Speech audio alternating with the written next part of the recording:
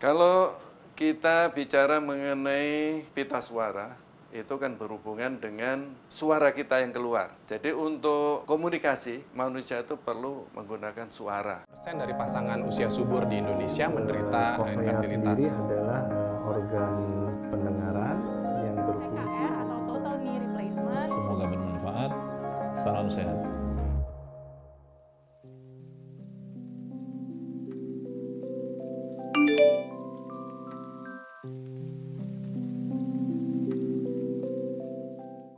Halo, sahabat Premier, kembali jumpa dengan saya, Dr. Joko Sriono, spesialis THTKL dari Rumah Sakit Premier Jatinegara.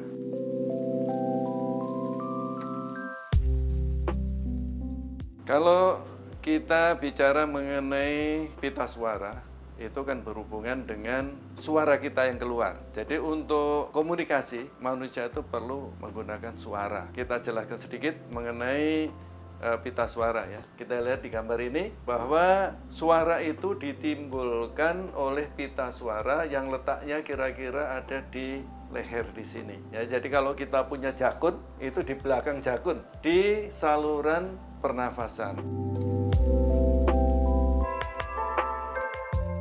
Yang normal, pita suara itu harus tipis, harus bagus, sehingga suaranya jernih. Kemudian kalau ada kelainan, baik itu karena radang, atau karena tumor, atau karena sarafnya rusak, itu akan terjadi yang namanya suara serak.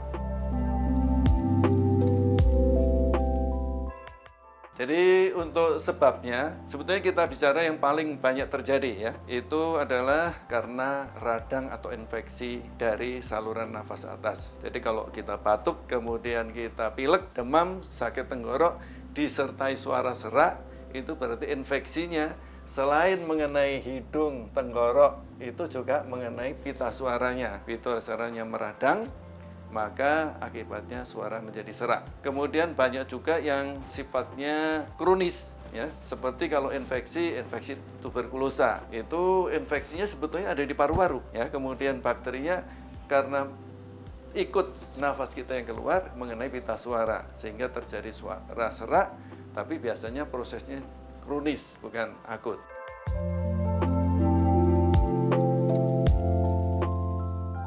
Jadi kalau suara serak itu kan kalau suara normal kan kita bisa dengarkan orang normal ya. Tapi kalau suaranya jadi lebih besar, jadi suaranya seperti udaranya banyak keluar tapi suaranya nggak keluar, itu semuanya adalah suara serak. Kalau yang sering kita jumpai suara serak yang dengan infeksi saluran nafas atas itu biasanya kalau dengan pengobatan yang baik dia akan sembuh sempurna. Tapi kalau suara serak ini sifatnya kronis, itu memang perlu penanganan yang lebih akurat ya, karena harus ditentukan bahwa ada sumbernya karena penyakit TBC. Ini biasanya perlu pengobatan yang lama, bisa sampai 6 bulan.